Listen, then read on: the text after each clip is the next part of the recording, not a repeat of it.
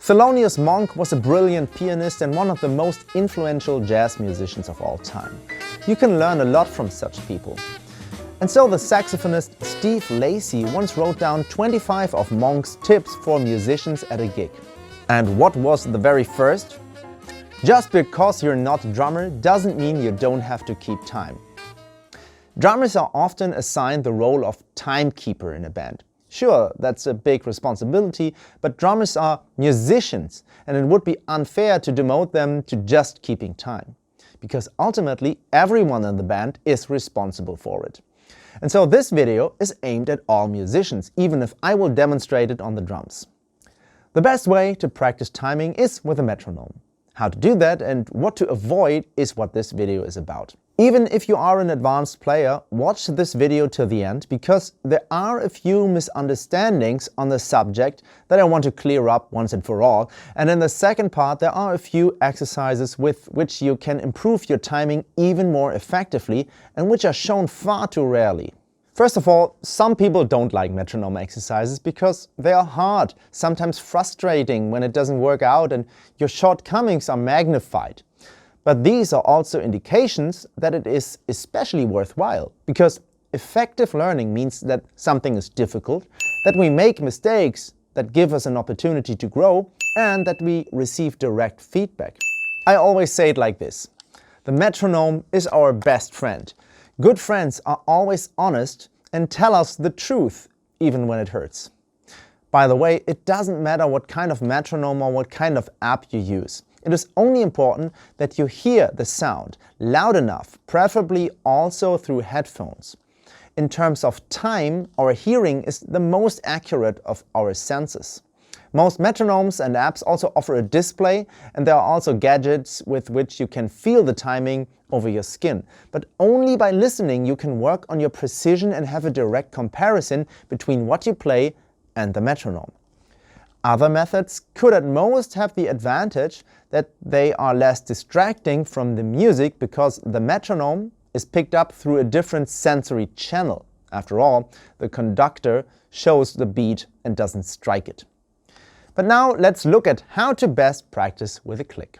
The most common way is to hear the metronome continuously on the beat, i.e. the pulse of the exercise or the song, usually the quarter notes. For very slow pieces, the eighth notes; for very fast pieces, only the half notes.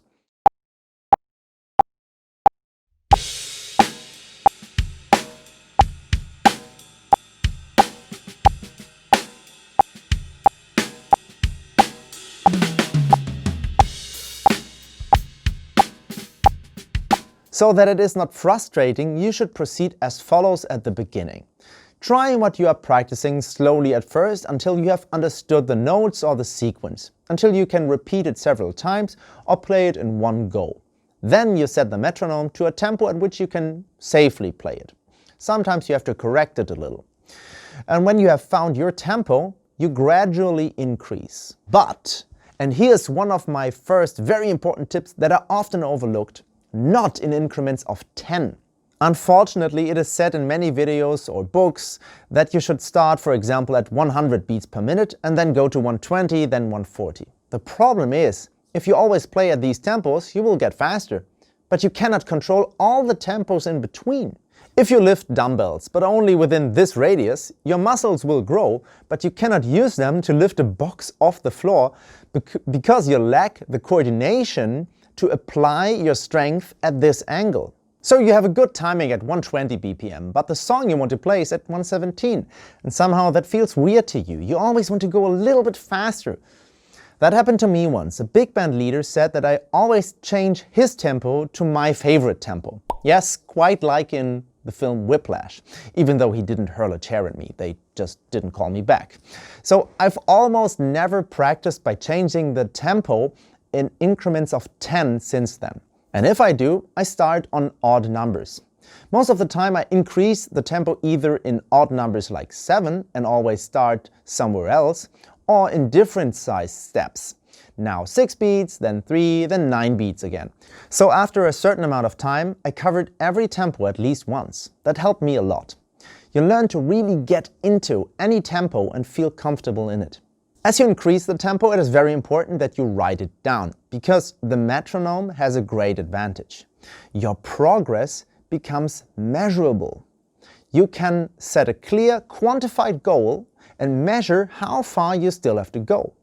But be aware that the scale is not linear. An increase from 150 to 165 BPM, for example, is an increase of 10%. An increase from 30 to 45 is already an increase by half. Beats per minute are therefore not a constant quantity. When changing the tempo, it is not the number of BPM that is decisive, but the relative increase. By the way, you shouldn't just practice playing faster and faster, increasing the tempo. It is also very, very difficult to play very slowly and precisely. So I did a kind of interval training with difficult exercises.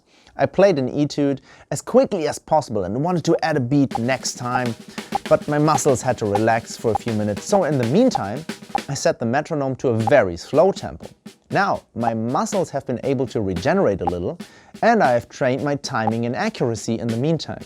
Then I tried to up my top speed, then reduce it even slower and try to play it very precise again. This change between two extremes, between two tasks, is very important for learning. This way you always have an active break. One thing is processed in your head while you learn something else, and you play all the time. With this method you can use your practice time very efficiently.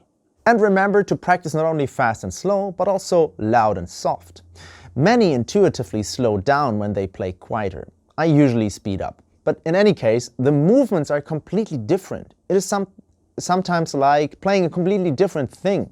And you have to practice that again with a metronome. The ability to keep the tempo even with large changes in volume is an incredibly relevant skill for musicians.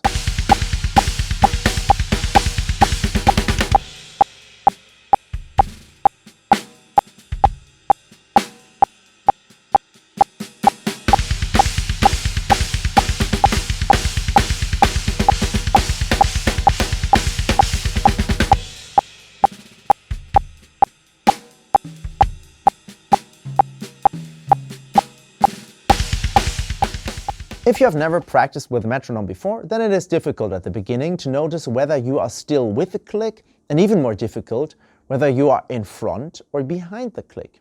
You can hear that it no longer fits, but you don't know whether you have become too fast or too slow.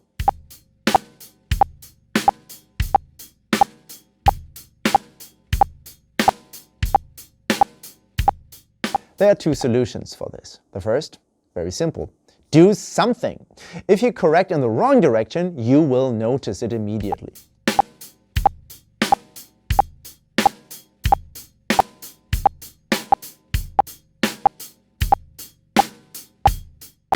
And the second, first just practice playing with the metronome. Set it to medium tempo, so between 70 and 100, and just clap along. Or play something very simple, and then you deliberately speed up a little bit. So just be a little bit in front of the metronome, see how it feels, and then see how it feels to gradually decrease the tempo until you are with the click again. And then of course in the other direction, you decrease the tempo so you fall behind. See how this feels, and then pick up the pace until you are on the click again. So you move around the click and see how it feels. So first you just learn what it's like to correct the tempo. Then it will be easier for you later. Because we constantly have to keep correcting. It is not a matter of calibrating yourself to a particular tempo, but of perceiving small deviations and then adapting. In this way, you also train a finer resolution of your hearing. That's why it's very important that you don't simply pick up the tempo and then just let the metronome run along. Imagine if a ship sets the rudder once and drives off without making any adjustments. One tiny deviation is enough to let it end up hundreds of miles off course. We don't have to correct the tempo every few bars, but continuously. It is a continuous fine course correction. At some point, this becomes part of your flesh and blood, and the audience hears a stable rhythm as a result. It is important that you correct in the right direction as well. Sometimes you speed up until you're on the click again, but not on the right one.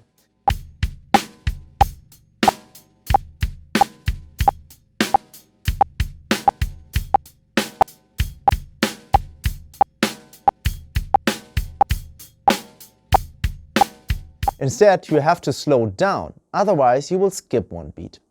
It can make sense to hear an emphasis on the one at the beginning.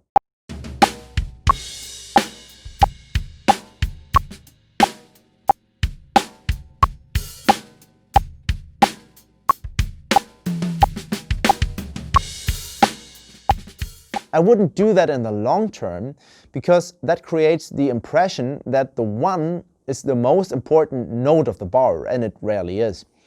You then accentuate it involuntarily, and that sounds pretty stiff.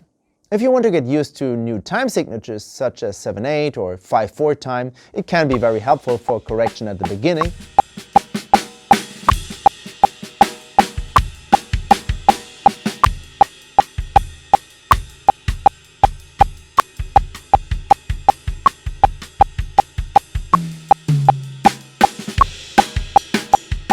But I suggest all notes should sound the same, and you should count out loud yourself for orientation.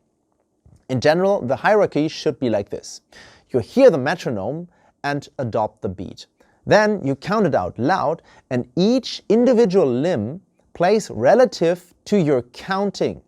So you play independently and together with yourself at the same time.